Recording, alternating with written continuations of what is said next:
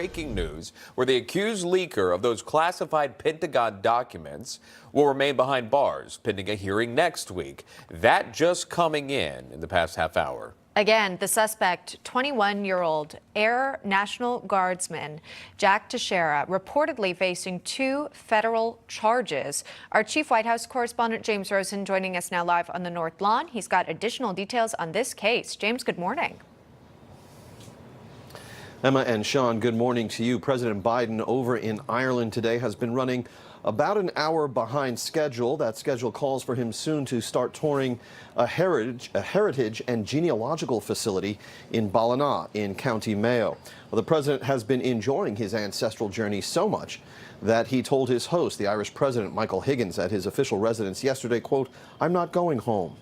Here at home, however, the White House, the Pentagon, and the intelligence community are scrambling for answers to 3 critical questions.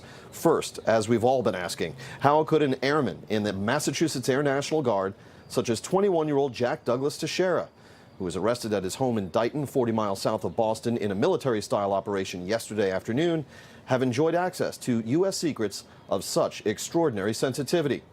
Senior officials hope the swiftness of the arrest and the display of force used in it will serve as a deterrent for federal employees with security clearances.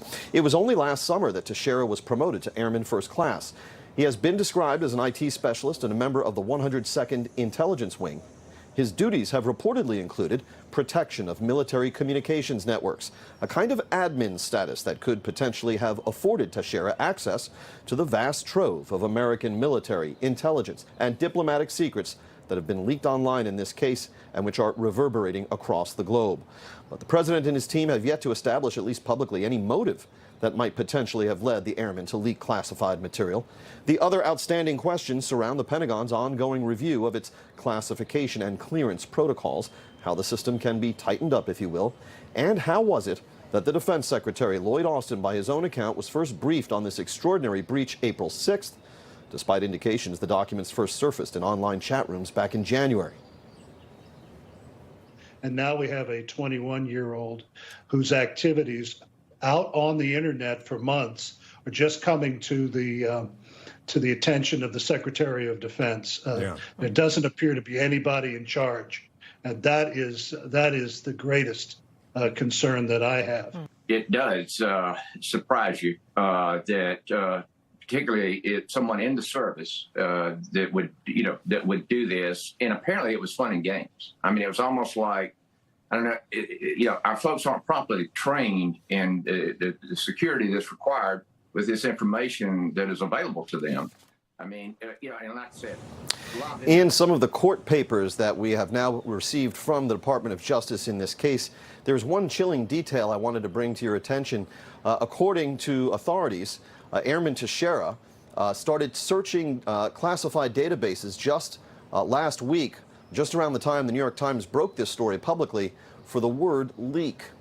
And that suggests perhaps that Airman Teixeira then began to know that authorities might be closing in on a suspect in this series of extraordinary leaks, perhaps tipped off by one of his online community friends. Sean and Emma. All right, Chief White House correspondent James Rosen following that story from the North Lawn. James, thank you. Joe Pinion is the former Republican nominee for U.S. Senate in New York. He joins us live in studio. He has been for the past few hours here. We appreciate that. So we got the update on Teixeira, the convicted leaker here, that he will remain behind bars at least until next week when court proceedings continue.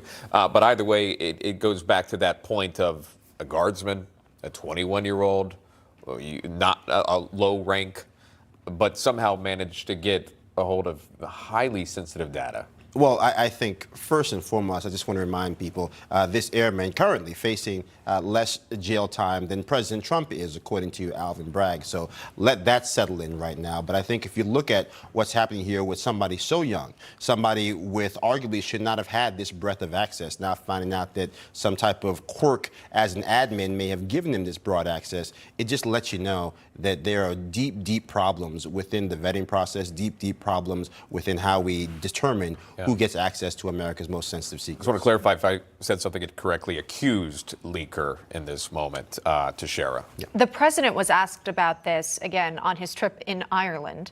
He said, "I'm concerned that it happened, but there's nothing contemporaneous that I'm aware of that is of great consequence."